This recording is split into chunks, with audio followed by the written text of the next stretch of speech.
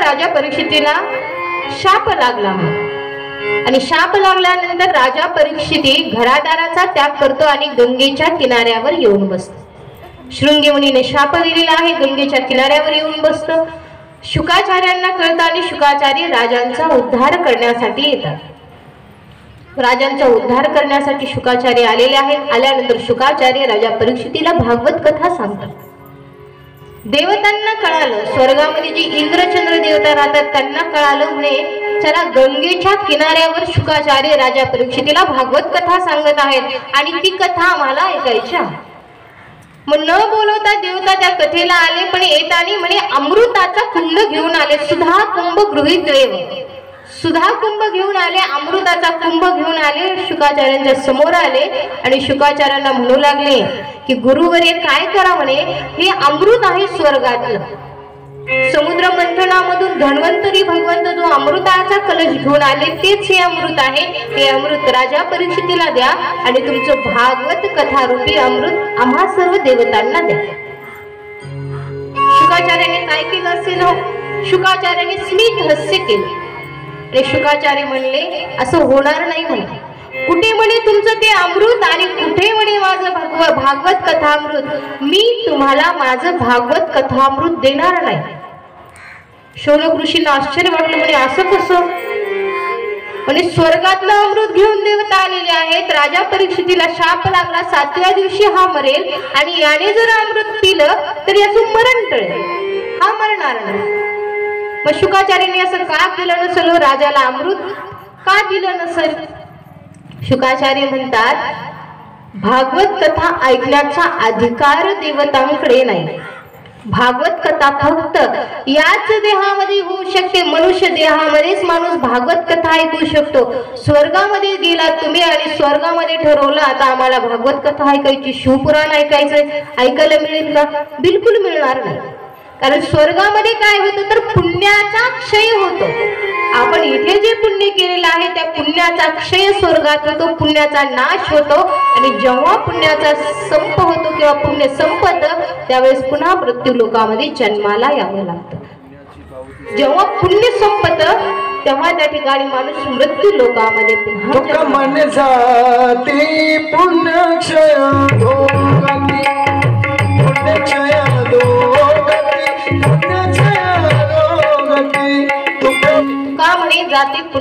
अधोगती.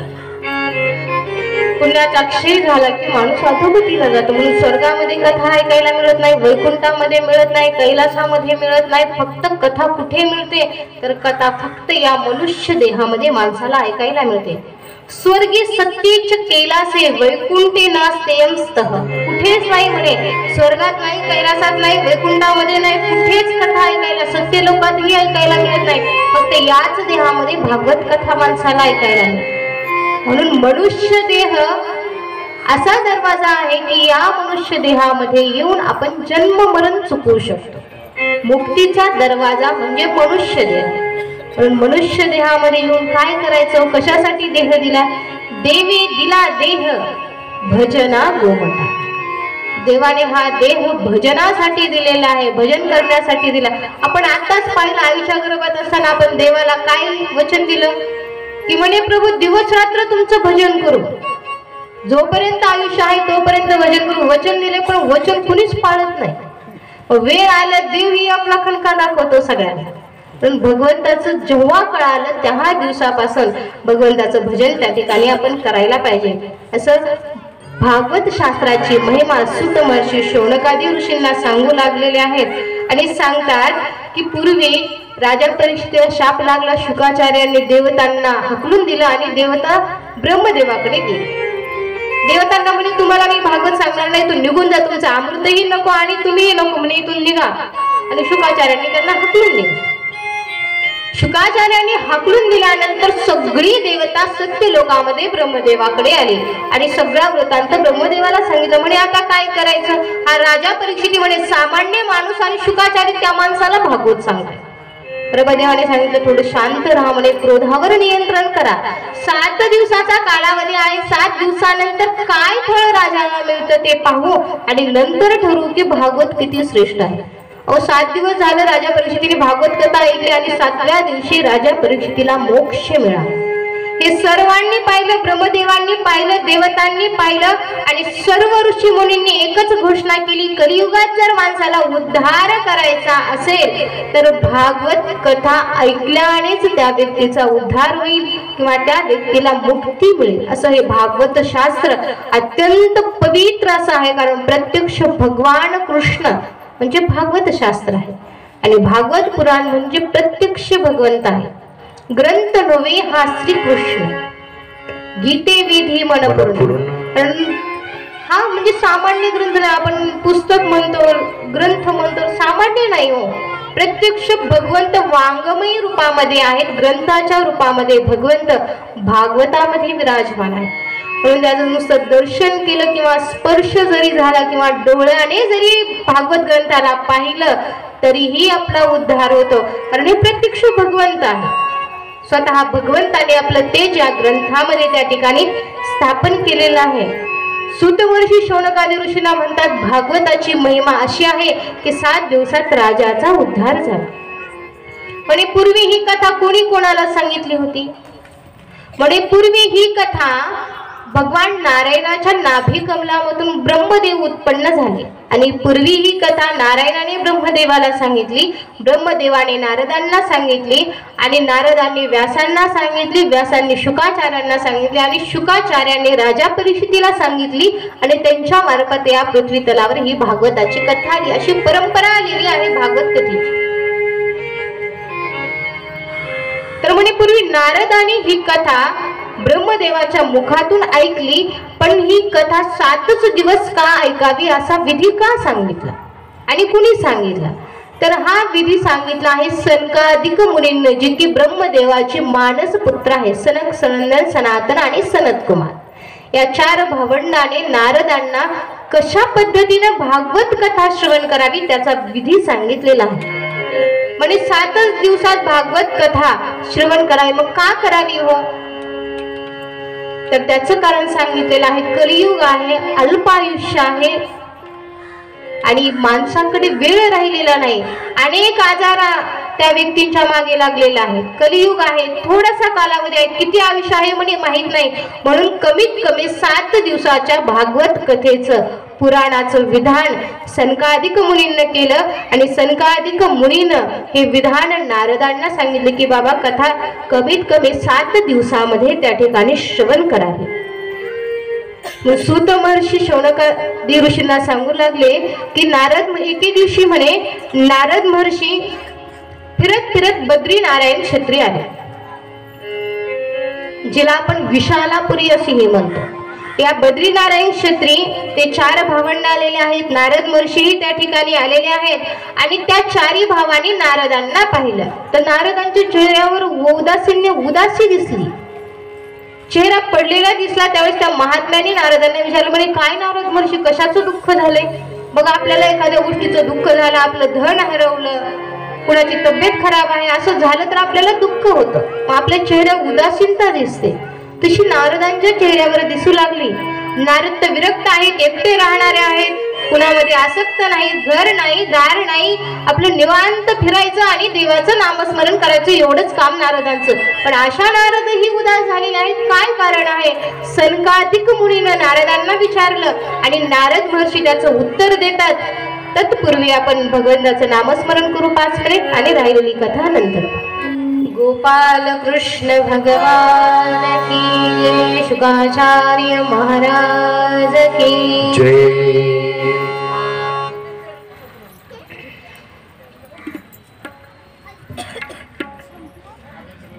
निद्रादेवी गेली का? आलीच नव्हती. सूत महर्षी शौनकादी ऋषींना भागवताची महिमा सांगू लागली की भागवत पुराण किती श्रेष्ठ आहे. त्या भागवताचं महात्म्य वर्णन करून सांगू लागले. सनकादिक मुनी आणि नारद महर्षी यांची भेट झाली. यांची भेट झाल्यानंतर सनकादिक मुनींना पाहिलं नारदांच्या चेहऱ्यावर उदासी दिसत आहे. काय कारण आहे? नारदांनी त्यावेळेस सांगायला सुरुवात केली आणि नारद महर्षी म्हणतात की हे मुनींनो, मी पृथ्वी सर्वात श्रेष्ठ आहे म्हणून पृथ्वी पाहण्यासाठी आले. आलो सर्वत्र गेलो म्हणे, काशीला गेलो, हरिद्वारला गेलो, अनेक ठिकाणी गेलो आणि अनेक ठिकाणी जाऊन पाहिलं तर पण माझ्या मनाला काही समाधान लाभलं नाही. म्हणजे का समाधान लागलं नाही? म्हणजे कलियुग आला आणि सर्वत्र पाहिलं मी, सगळीकडे कलीचा प्रभाव होता आणि माझ्या मनाला समाधान नाही वाटलं. मी असं सर्वत्र फिरलेलो आहे, सगळीकडे पाहिलं. काही गृहस्थांच्या घरी गेलो, तिथेही पाहिलं, तर तिथं गेल्यानंतरही माझ्या मनाला काही समाधान लाभलेलं नाही.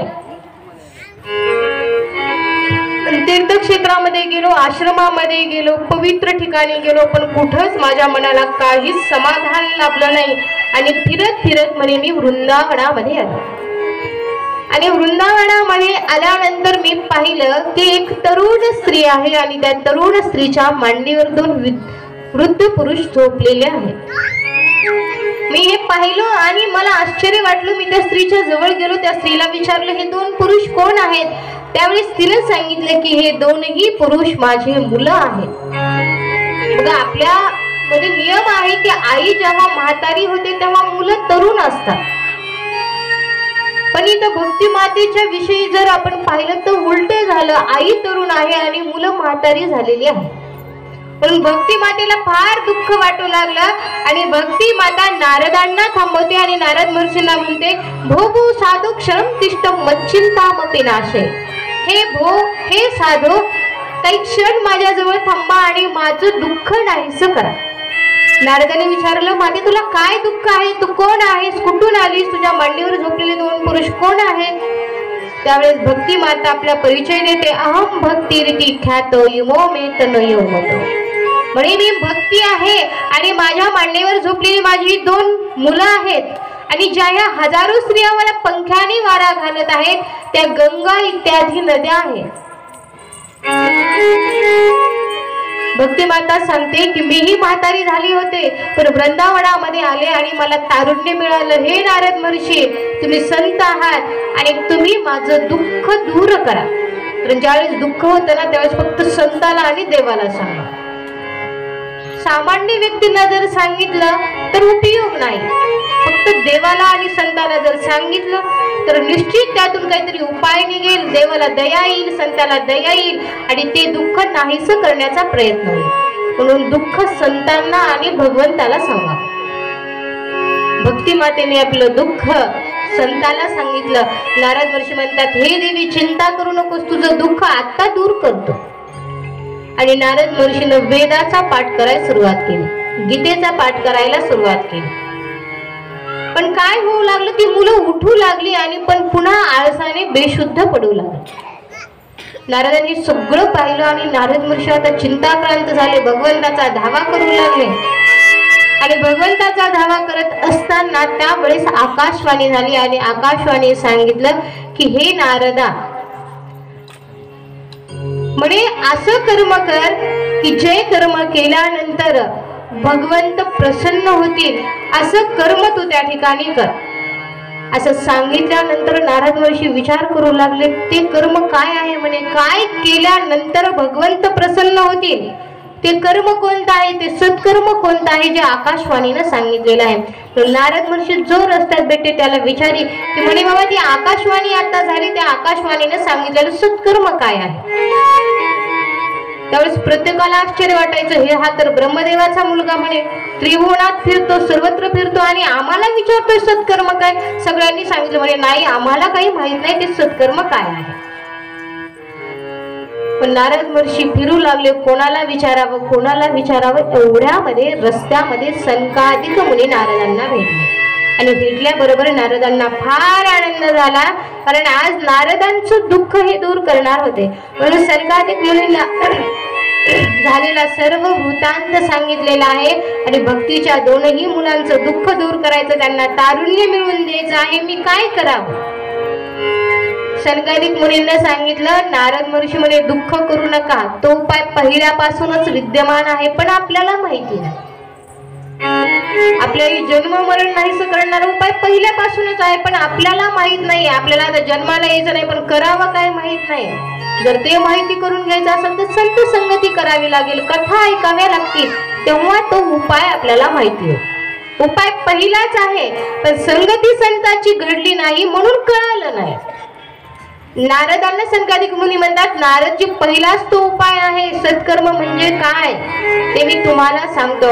आणि सनकादिक मुनी नारदांना सांगू लागले. नारदांना म्हणतात, नारद महर्षी, जे आकाशवाणीने सत्कर्म सांगितलेलं आहे ते सत्कर्म म्हणजे 7 दिवसाचं भागवत कथेचं आयोजन म्हणजे आकाशवाणीने सांगितलेलं सत्कर्म आहे. ते जर तुम्ही केलं तर भक्तीची जी 2 मुलं वृद्ध झालेली आहेत त्यांना तारुण्य मिळेल आणि त्यांचा उद्धार होईल. नारदांनी हे ऐकलं आणि नारदांनी सनकादिक मुनींना प्रश्न केला. म्हणे, गुरुवर्य, मी वेदांताचा पाठ केला, गीतेचा पाठ केला, अन्य पुराणाचा पाठ केला, तरी या मुलांचा तारुण्य मिळालं नाही, मग या भागवताने म्हणे कसं मिळेल? प्रश्न बरोबर आहे. त्यावेळेस सनकादिक मुनीने सुंदर उत्तर दिलं. म्हणे, बरोबर आहे, तू गीतेचा पाठ केला, वेदांताचा पाठ केलेला आहेस, अन्य पुराणाचा पाठ केलास, तरीही यांना तारुण्य मिळालं नाही. का? म्हणे, कारण भागवत कथा अशी आहे जी वेदातूनच निर्माण झालेली आहे पण स्वतंत्र फळ देणारी आहे. म्हणे, कळालं नाही, थोडस उदाहरणाने सांगा. कारण सिद्धांत पटण्यासाठी उदाहरण द्यावं लागतं. उदाहरण पटलं की सिद्धांत पटत असतो. पण सनकादिक मुनींना उदाहरण दिलेलं आहे. सनकादिक मुनी म्हणतात, बाबा दूध आहे, दुधामध्ये तूप आहे की नाही? हो, दुधात तूप आहे, पण ज्यावेळेस त्या दुधावर आपण विशिष्ट प्रक्रिया करतो, दूध तापवतो, त्याची साय काढतो, त्याच्यात विरजण टाकतो, जी काय प्रक्रिया असेल ती केल्यानंतर त्या दुधातूनच तूप निघतं. मग दुधात तूप आहे की नाही? दुधामध्ये तूप आहे, पण ती तूप काढण्यासाठी त्या दुधावर वेगवेगळी प्रक्रिया करावी लागते, तेव्हा त्या दुधातलं तूप बाहेर निघतं. म्हणजे आंब्याचं झाड आहे, त्या आंब्याच्या झाडामध्ये रस आहे की नाही? त्या फळामध्ये रस आहे, पण त्या रसाची वाट कुठपर्यंत पाहावी लागेल? उन्हाळा यावा लागेल, उन्हाळा आल्यानंतर आंब्याला तौर लागेल, त्याला आंबे येतील, आंबे पिकायला लागतील, त्याला पाड येईल. जेव्हा त्याला पाड लागेल तेव्हा त्या फळामध्ये रस असेल किंवा तो आमरस आपल्याला खायला मिळेल, पण तोपर्यंत वाट पाहावी लागेल, त्या झाडाची प्रक्रिया पूर्ण होऊ द्यावी लागेल. पण उसात साखर आहे की नाही? आहे, उसात साखर आहे, पण ती साखर केव्हा खायला मिळेल? जेव्हा त्या साखरेवर प्रक्रिया केली जाते त्यावेळेस त्या उसातली साखर आपल्याला खायला मिळेल. तसेच म्हणे, वेदांतामधूनच भागवताची निर्मिती झाली, वेदातूनच भागवत निर्माण झालेला आहे, पण भागवत पुराण हे वेगळं फळ देणारं आहे, हे विशिष्ट फळ देणारं आहे. म्हणून भागवत पुराणाचं 7 दिवस जर आयोजन केलं तर भक्तीच्या 2ही मुलांना तारुण्य प्राप्त होईल, असं सनकादिक मुनींनी नारदांना सांगितलं. नारदांना पटलं आणि नारद महर्षी म्हणले, चला सांगा कुठं आयोजन करायचंय? आता आम्ही भागवत कथेचं आयोजन करू. म्हणे, हरिद्वारला भागवत कथेचं आयोजन करा. आणि ठरवलेलं आहे की हरिद्वारला आनंद नावाचा घाट आहे आणि त्या आनंद नावाच्या घाटावर 7 दिवसाचं भागवत कथेचं आयोजन करायचं. सगळ्यांना निमंत्रण दिलेले आहेत की भागवत कथा आहे, सर्वांनी कथेला या, हरिद्वारला आहे, आनंद नावाच्या घाटावर आहे, भक्तीच्या 2ही मुलांना तारुण्य प्राप्त करून द्यायचं आहे म्हणून भागवताचं आयोजन केलेलं आहे. ज्याच्या ज्याच्या कारणावर गेलं की इथे इथे भागवत आहे, सनकादिक मुनी वक्ता आहेत, सगळेजण न बोलवता. अशी काही ठिकाण आहेत जिथं न बोलवताही जाता येतं. भागवत कथेमध्ये संतांच्या घरी, भगवंताच्या घरी न बोलवता आपल्याला जाता येतं. आई वडिलांच्या घरी, पतीच्या घरी, गुरुच्या घरी अशी ठिकाण आहे जिथं न बोलवता माणसाने स्वतःहून गेलं पाहिजे. मोठाले ऋषी त्यांना कळालं, म्हणे बाबा नारद महर्षीनं आयोजन केलं, न सांगता कथेमध्ये आलेले आहेत, सर्वजण आलेत. एवढंच नाही म्हणे, कोण कोण आलं त्याचं वर्णन केलेलं आहे. भृगुर वशिष्ठ श्रवणश्च गौतम मेधा तितिर देवल देव राहतो. कोण कोण आलं? भृगु आले, वशिष्ठ, श्रवण, गौतम, आत्री, जेवढे महात्मे आहेत तेवढे महात्मे कथा ऐकायला आलेले आहेत हरिद्वार. पण आणखीन कोण आलं? आणि स्त्रिया आलेल्या आहेत, वेद आलेले आहेत, उपनिषद आले, मंत्र आले, तंत्र आले, 17 पुराणे आली, 6 शास्त्र आलेली आहेत, 4 वेद आलेले आहेत आणि सगळे जण येऊन कथा ऐकायला बसले. गंगा इत्यादी नद्या आलेल्या आहेत, पुष्कर इत्यादी सरोवर आले, तीर्थक्षेत्र आली, अरण्य आलेले आहेत, सगळेजण आले आणि आपल्या आपल्या अधिकारानुसार कथा ऐकायला बसलेले आहेत. व्यास महर्षी सनकादिक मुनी वक्ता झालेले आहेत, नारद मुनी मुख्य श्रोता झालेले आहेत आणि सर्वजण कथा ऐकू लागले. भक्ती माता बाजूला बसलेल्या आहे, दोन्ही मुलांना आपल्या मांडीवर घेतलेले आहे. जयघोष झालेला आहे आणि जयघोष झाल्याबरोबर सनकादिक मुनींनी आता भागवत कथेला सुरुवात केलेली आहे. भागवत कथा शुकशास्त्र सनकादिक मुनी नारदांना आणि सर्व श्रोत्यांना सांगू लागले. सनकादिक मुनी म्हणतात, सदा सेव्या श्रीमद भागवती कथा यस्यां श्रवण मात्रेन हरिश्चित्तम समाश्रय. म्हणे सदोदित भागवताची कथा ऐकावी. तर सगळ्या श्रोत्यांना वाटत असेल म्हणे अहो आम्ही 10, 25, 30 कथा ऐकल्या म्हणे, आता पुन्हा पुन्हा काय ऐकायचं, तेच भागवत, तेच देव, तेच ते काय ऐकायचे म्हणे पुन्हा पुन्हा कथा. सनकादिक मुनी म्हणले तसं नाही म्हणे, सदा सेव्या. जोपर्यंत शरीरामध्ये प्राण आहे तोपर्यंत पुन्हा पुन्हा भागवत कथेचं श्रवण त्या ठिकाणी करायला पाहिजे. मग काय होतं म्हणे सदा सेव्या पुन्हा पुन्हा श्रवण केल्यानंतर तर सांगितलं, यस्या श्रवण मात्रेन हरिश्चित्तम समाश्रय. जर सदोदित भागवताचं श्रवण केलं तर श्रीहरी भगवंत त्या व्यक्तीच्या हृदयामध्ये निवास करतात, अशी या भागवताची श्रवणाची फलश्रुती सांगितलेली आहे. म्हणून जिथे परिसरात भागवत असेल, कुठं असेल, अवश्य आणि निश्चित त्या ठिकाणी श्रवण करा. पुढे दुसऱ्या स्कंदात आपण पाहणार आहोत, शुकाचार्य राजा परीक्षितीला उपदेश करतात की राजा, जर प्रत्येक व्यक्तीला वाटत असेल की त्याचं कल्याण व्हावं, त्याला देव प्राप्त व्हावं, तर त्याने पहिल्यांदा 3 गोष्टी करायच्या. श्रवणम, कीर्तनम, विष्णू स्मरण. या 3 गोष्टी केल्यानंतर त्या व्यक्तीचं निश्चित कल्याण झालं म्हणून समजा. पहिली भक्ती सांगितलेली आहे श्रवण भक्ती. पहिल्यांदा तुम्हाला जर कल्याण करायचं असेल तर पहिल्यांदा ऐकावंच लागेल. चकारात्मक ऐकावं नाही, च लावलंय त्याला म्हणे दुसरा पर्यायच नाही. सकारात्मक तुम्हाला भागवत कथा ऐकावीच लागेल. कुठलंही श्रवण असो, कीर्तन असेल, कथा असेल, अन्य पुराण असेल, संत चरित्र असतील, कारण ऐकल्याशिवाय आचरणामध्ये परिणाम होत नाही. ऐकल्याशिवाय वागण्यास कसं वागावं हे कळत नाही, म्हणून पहिल्यांदा ऐकणं महत्वाचं आहे. सनकादिक मुनी नारदांना सर्व श्रोत्यांना सांगतात की बाबा भागवत कथा नित्य सेवन करायला पाहिजे. श्रीहरी त्याच्या हृदयामध्ये निवास करतात. म्हणजे या ग्रंथामध्ये 18,000 श्लोक आहेत. भागवतामध्ये 18,000 श्लोक आहेत, 12 स्कंद आहेत आणि 335 अध्याय या भागवत ग्रंथामध्ये आलेले आहेत. भागवताच्या महात्म्याचं वर्णन केलं, शुकशास्त्राचं वर्णन केलेलं आहे. भागवत श्रेष्ठ किती श्रेष्ठ ग्रंथ, किती श्रेष्ठ आहे. म्हणजे ज्यांच्या घरामध्ये भागवत ग्रंथ असतो ती घर पवित्र होतात आणि ती घर म्हणजे प्रत्यक्ष मंदिर असतात. कथा भागवतस्यापि नित्यं भवति यद्गृहं तद्गृहं तीर्थरूपं हि वसतां पापनाशनम्. आणि त्या घरामध्ये निवास करणाऱ्या सगळ्या लोकांचं पाप त्या ठिकाणी नाहीसं होतं. ज्याच्या घरात भागवताची कथा होती किंवा ज्याच्या घरामध्ये भागवत ग्रंथ असतो किंवा ज्याच्या घरामध्ये भागवताचं वाचन होतं, असा हा भागवत ग्रंथ सांगितला. भागवत ग्रंथाचं फलश्रुतीचं वर्णन केलं की हा किती श्रेष्ठ आहे.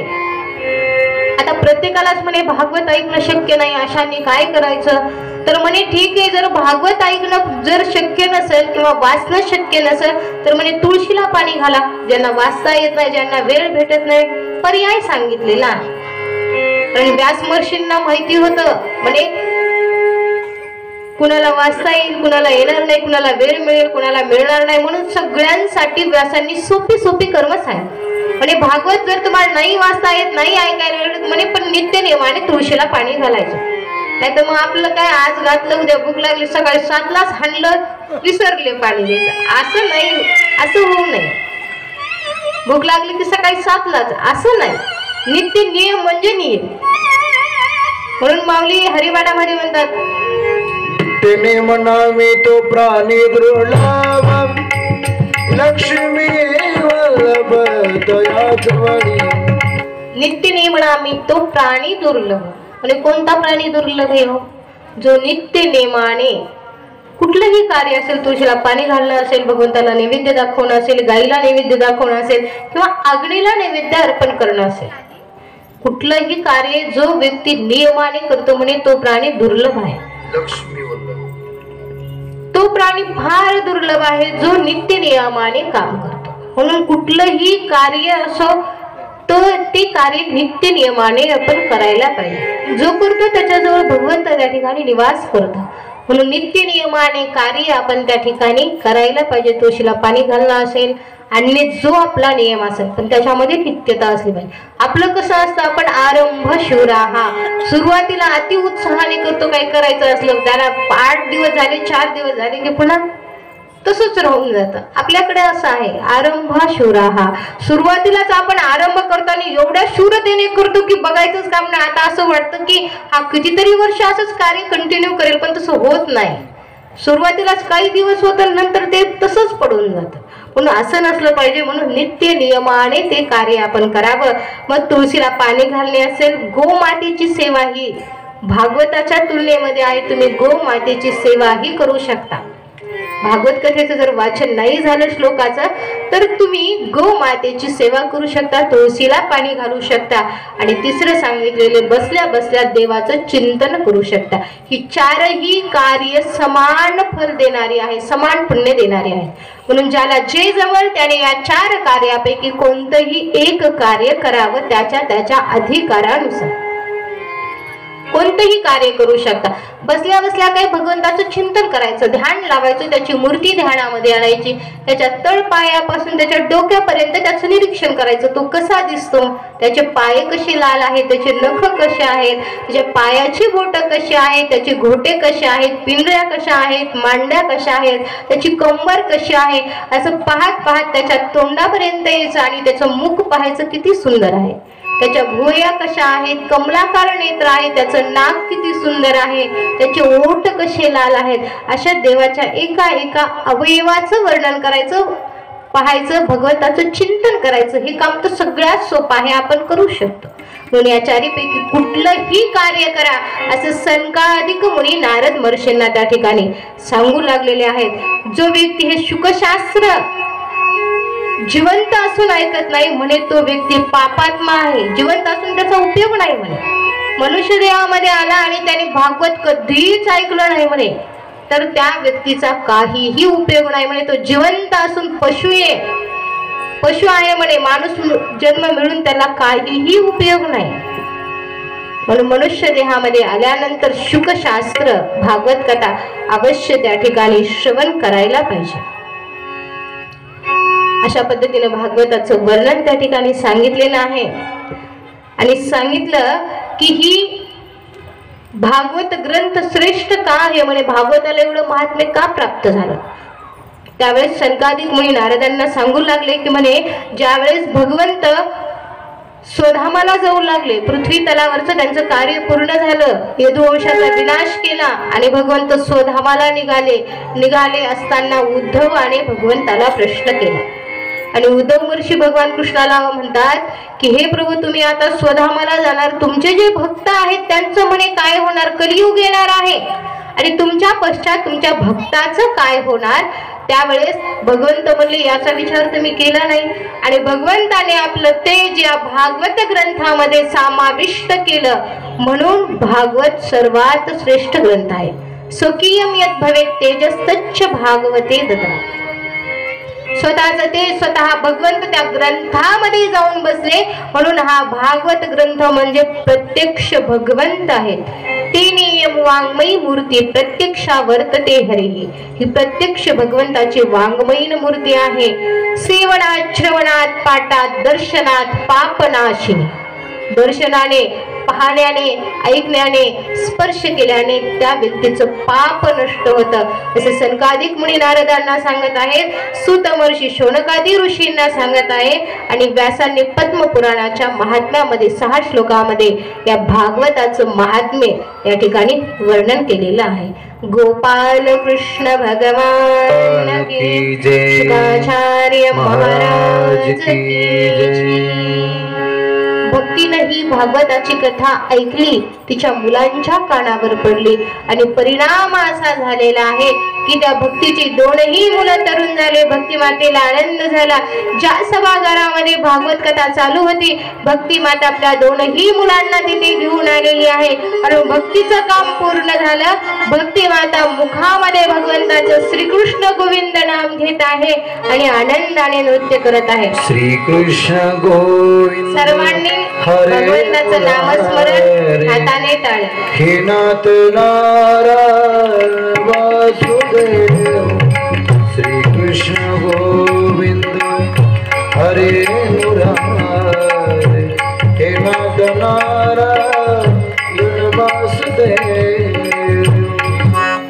गोपाल कृष्ण भगवान की जय. शुभाचार्य महाराज की भागवत भगवान की जय. जय श्री राधे जय श्री राधे जय जय श्री राधे.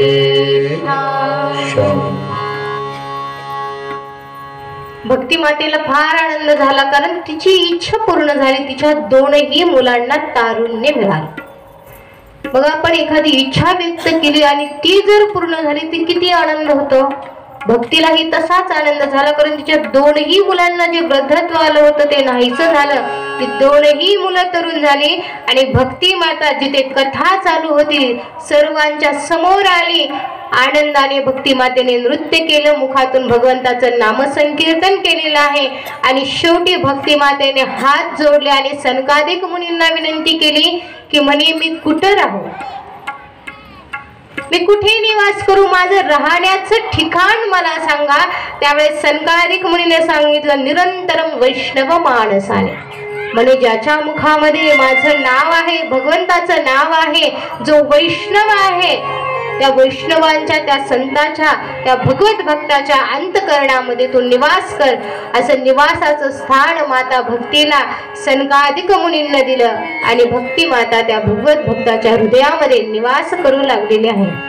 म्हणून सनकादिक मुनी म्हणतात ज्यांच्या हृदयात हरिभक्ती आहे ज्यांच्या मुखामध्ये भगवंताचं नाव आहे ते भले का निर्धन असेना, जे समाजाच्या दृष्टीने त्यांच्याकडे पैसा असो किंवा नसो, धन असो किंवा नसो, गाडी असो किंवा नसो, बंगला असो किंवा नसो, म्हणजे काही घेणं देणं नाही, पण ते सगळ्यामध्ये मोठे धनी आहे. सनकादिक मुनी नारदांना म्हणू लागले कारण प्रत्यक्ष जगाचा बाप त्यांच्या हृदयामध्ये निवास करतो, भक्ती माता त्यांच्या हृदयात निवास करते म्हणून ते सगळ्यामध्ये श्रेष्ठ धनी आहे. आपल्या धनीची किंवा श्रीमंतीची व्याख्या वेगळी असते पण संतांच्या आणि भगवंतांनी जी व्याख्या केली शास्त्रांनी जी व्याख्या केली ती वेगळी असते. आपण पाहतो ज्याच्याकडे मोठं घर आहे मोठी गाडीमध्ये महाराज येते म्हणजे हा खूप मोठे महाराज आहेत. आपली अशी समज आहे पण देव सांगतात संत सांगतात असं नाही म्हणे. ज्यांच्या हृदयामध्ये भगवंत आहेत हरिभक्ती आहे ते सगळ्यामध्ये श्रेष्ठ श्रीमंत किंवा धनी आहेत अशी व्याख्या सनकादिक मुनींना केलेली आहे. आणि सनकादिक मुनींना या पद्धतीनं भागवताचं महात्म्य नारद महर्षींना सांगितलेलं आहे. गोपाल कृष्ण भगवान की जय. नारदांनी पुन्हा प्रश्न केला अहो म्हणे आणखीन कोण कोण भागवत ऐकल्याने पवित्र होतो. त्याचं उत्तर सनकादिक मुनी नारदांना देऊ लागले आणि सनकादिक मुनीने सांगितलं म्हणे कितीही मोठा पाप करणारा असो त्याने जर भागवत कथा ऐकली तर म्हणे त्याचंही कल्याण होतं. म्हणे कसलं पाप केलं तर त्याचं कल्याण होतं. म्हणे शास्त्राने 5 महापातक सांगितलेली आहेत.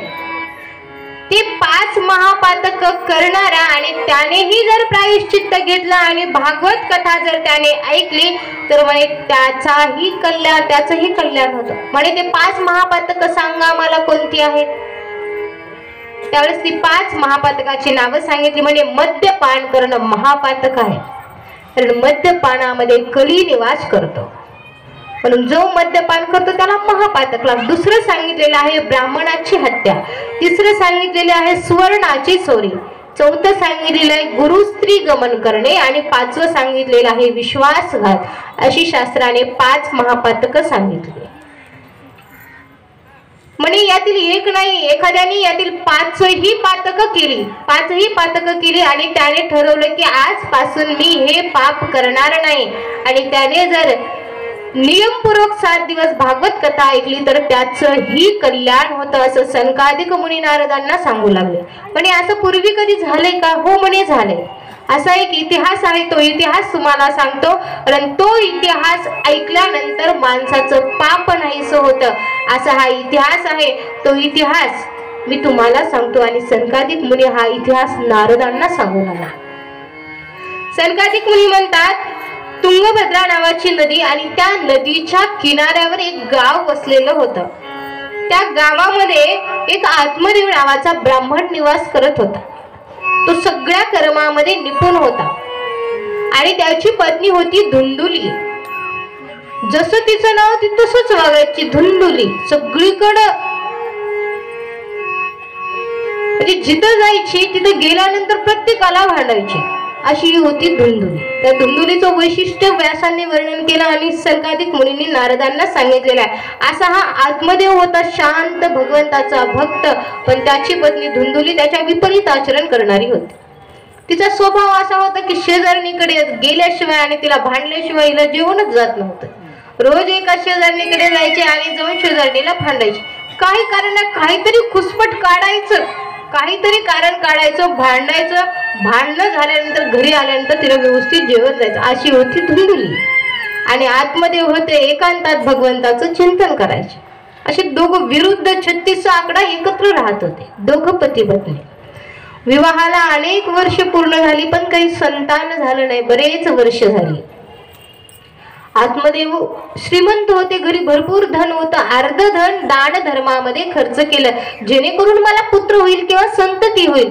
म्हणून अर्ध धन कार्यामध्ये, सत्कार्यामध्ये दान केलेलं आहे, दान धर्मामध्ये दान केलेलं आहे. तरीही मात्र त्यांना काही पुत्र प्राप्त झाला नाही.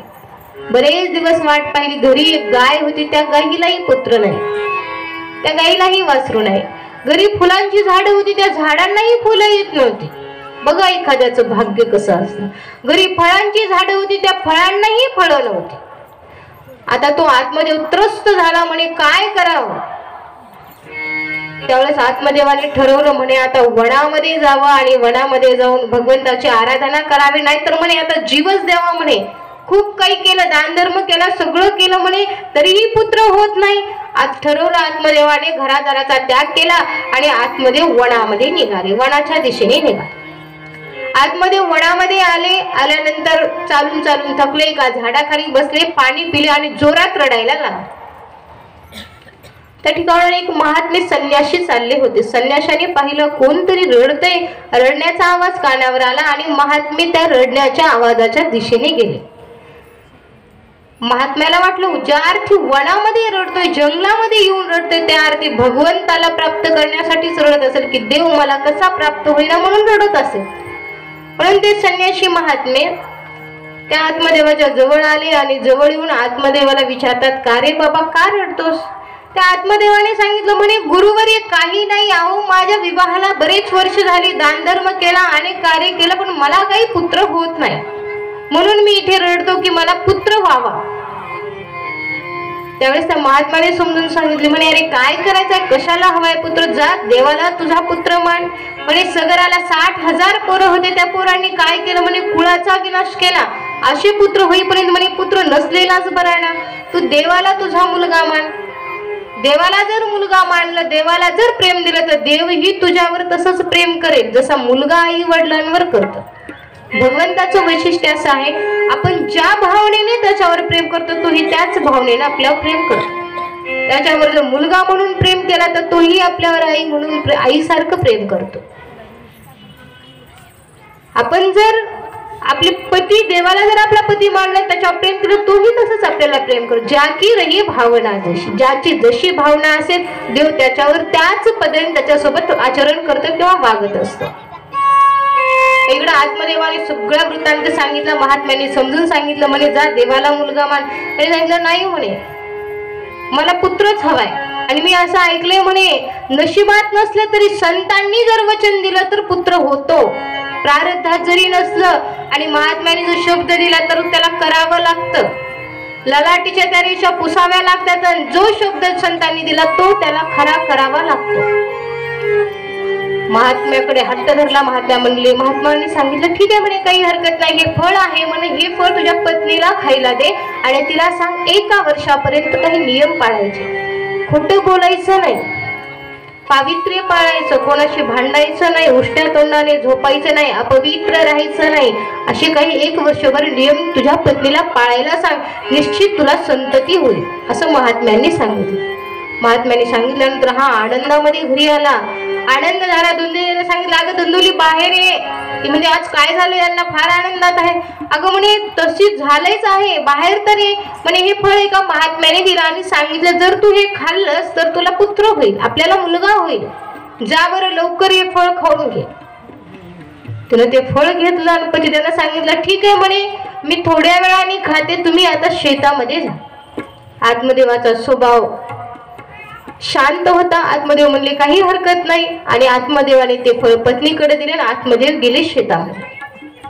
ते शेतामध्ये गेल्यानंतर इकडे धुंदुलीच्या मनामध्ये बुद्धीमध्ये कुतर्क निर्माण झाले आणि धुंदुली कुतर्क करू लागली. धुंदुली म्हणते जर हे फळ खाल्ल्याने मुलगा होत असेल आणि 9 महिने त्याला गर्भामध्ये पाळायचं, परत त्याच्यानंतर जन्माला घालताना एवढ्या वेदना होतात, त्याच्यानंतर सांभाळताना एवढ्या वेदना होतात, नाही म्हणे हे फळ त्याच्यापेक्षा खायचंच नाही. मग काय करायचं? बसली चिंताक्रांत होऊन शेजारणीला बोलवलं. शेजारची मैत्रीण आली, सगळं सांगितलं म्हणे बाई असं असं आहे पण फळ खायची मला काही इच्छा नाही. तिला सांगितलं अगं खा फळ, तुझ्या पतिदेवांनी आणले, संतांनी दिले, संतांचा प्रसाद आहे, निश्चित फळ खाल्लं तर तुला पुत्र होईल. ती म्हणजे त्या वेदना कुणी सहन कराव्यात, त्या वेदना काही मी सहन करणार नाही म्हणे, हे फळ मला नको. ती शेजारी उठून गेली. आता एवढ्यामध्ये तिची धुंदुलीची बहीण आहे. त्या बहिणीलाही 4-5 मुलं होते आणि ती गरोदर होती. ती बहीण आली. त्या बहिणीनं धुंदुलीने सर्व वृत्तांत बहिणीला सांगितलं. बहिणीनं सांगितलं ताई तू फळ खाऊ नकोस, मी गरोदर आहे. काय कर म्हणे 9 महिने गरोदरपणाचं नाटक कर, ज्यावेळेस मला मूल होईल त्यावेळेस चोरून सगळ्यांच्या मी ते मूल तुला आणून देईल आणि तू काय कर थोडं धन माझ्या नवऱ्याला दे म्हणे, माझा नवरा गपचूप बसल. सगळं यांचं कट कारस्थान झालं. म्हणे या फळाचं काय करायचं? तर काय कर म्हणे गाईला हे फळ खाऊन टाक, दारामध्ये गाय आहे गाईला देऊन टाक म्हणे. त्या धुंदुलीने तसंच केलं. ते फळ घेतलं आणि ते फळ गाईला दिलं आणि इकडं आपल्या पतिदेवांना सांगू लागले की म्हणे मी ते फळ खाल्लेलं आहे. खोटं बोल. बरेच दिवस झाले आणि आता मात्र धुंदुली आपल्या पतिदेवांना म्हणते स्वामी त्या फळाचा मला फायदा झाला, मी गरोदर आहे. 9 महिने त्या धुंदुलीनं गरोदरपणाचं सोंग केलं, नाटक केलेलं आहे.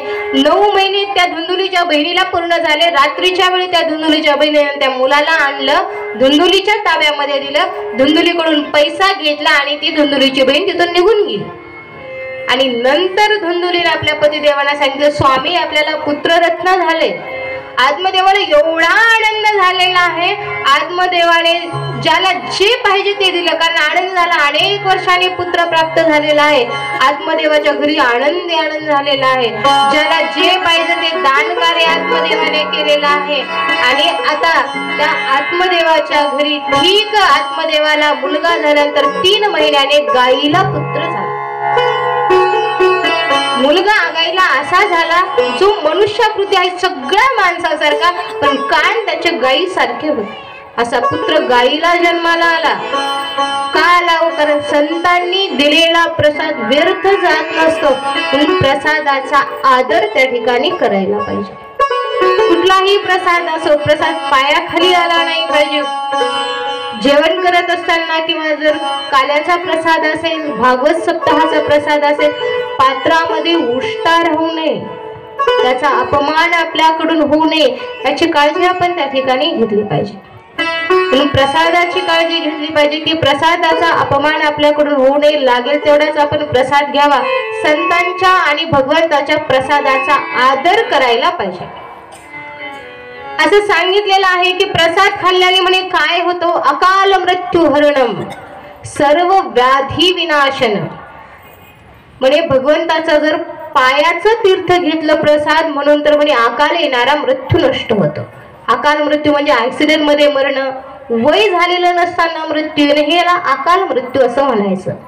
जर भगवंताच्या चरणाचं तीर्थ विष्णुपादोदकम तीर्थम जठरी धारयाभ्य, जर भगवान विष्णूंच्या चरणाचं तीर्थ जर धारण केलं तर हा अकाल मृत्यू त्या ठिकाणी नष्ट होतो. सगळ्या व्याधी नष्ट होतात म्हणून सर्व व्याधी विनाशनम, सर्व व्याधी सर्व रोग त्या ठिकाणी नाहीसे होतात. पण तेवढी श्रद्धा असावी लागते. प्रश्न इथं येतो, विश्वास तुमचा किती आहे? तुमचा विश्वास जर पूर्ण असेल तर ते कार्य त्या ठिकाणी होतं. आणि विश्वास नसेल, अविश्वास असेल, होईल की नाही काय माहित नाही, शंका आहे, तर ते कार्य तुमचं पूर्णत्वास जाणार नाही. म्हणून सांगितले विश्वास होतो करी स्वामीवरी सत्ता. म्हणून विश्वासू व्यक्ती देवावर सुद्धा सत्ता करतो, पण तेवढा विश्वास असावा लागतो. म्हणून भगवंताचा प्रसाद किती श्रेष्ठ आहे, तो जर आदराने धारण केला तर अकाली येणारा मृत्यूही त्या ठिकाणी नष्ट होतो. असा प्रसाद आपण रोजच्या नित्य नियमामध्ये घेऊ शकतो. मग कसं घेऊ शकतो? घरी जो आपण स्वयंपाक बनवतो तो स्वयंपाक भगवंताला अर्पण केल्याशिवाय ग्रहण करायचा नाही. जर देवाला दाखवायच्या अगोदर खाल्लं तर तो तुमचा घरचा स्वयंपाक, तुमचा अन्न आहे. पण ज्या वेळेस देवाला दाखवून खाल त्यावेळेस तो प्रसाद होतो. त्याच्यात काही असू दे त्याला ते निवारण करावं लागतं. पण अगोदर देवाला दाखवणं, ते बाहेरून फळ आणा किंवा घरी काही बनवा, दुपारी बनवा, संध्याकाळी बनवा, 4 वाजता केव्हाही काहीही बनवा, देवाला दाखवल्याशिवाय ते खायचं नाही असा नियम बनवायचा. सुरुवातीला कठीण जाईल, पण एकदा सवय झाली ना परिवारामध्ये तो आपोआप होतो. आपोआप लहान मुलांनाही सवय लागते. बाहेरून फळ आणलं की बरोबर अगोदर देव मंदिरामध्ये जातं आणि नंतर ते खाण्यात येतं. सवयीचा परिणाम आहे. म्हणून अशी सवय लावली पाहिजे की स्वयंपाक झाल्याबरोबर देवाला दाखवल्याशिवाय ते आपण ग्रहण करायचं नाही. मग ते कसं ग्रहण करायचं, तो नैवेद्य कसा दाखवायचा हेही सगळ्यांना माहित आहे. छोटस पोळी बनवायची, भाकरी बनवायची, त्याच्यावर भात टाकायचा, त्याच्यावर भाजी टाकायची, त्याच्यावर वरण टाकायचं, आणखीन काय केलं ते टाकायचं आणि महादेवावर ठेवायचं. असाच दाखवायचा का? असाच दाखवतो ना आपण सगळे, बरोबर आहे. देव मंदिरात तसाच ठेवायचं. त्याला एवढ्या मुंग्या लागतात, एवढ्या मुंग्या लागतात, बघायचंच काम नाही. तो महादेव दिसत नाही, की तुळस दिसत नाही, की देवघरही दिसत नाही. सगळे असाच नैवेद्य दाखवतात. बहुतेक आता हळूहळू बदल होत आहे. मग नैवेद्य कसा दाखवायचा? हो, आपण जेवताना जसं ताट घेतो तसं ताट भरायचं, देवाच्या समोर ठेवायचं, देवाला पाणी फिरवायचं ताटाला, आणि अशा पद्धतीनं नैवेद्य दाखवायचं. दाखवत असताना 5 मिनिटं देवासमोर ताट ठेवायचं, सगळं व्यवस्थित भरायचं, तुळशीदळ त्या भोजनामध्ये ठेवायचं, तेव्हा तो नैवेद्य पूर्ण होतो. अन्यथा तो नैवेद्य पूर्ण होत नाही. देवासमोर ताट ठेवायचं, त्या ताटाला पाणी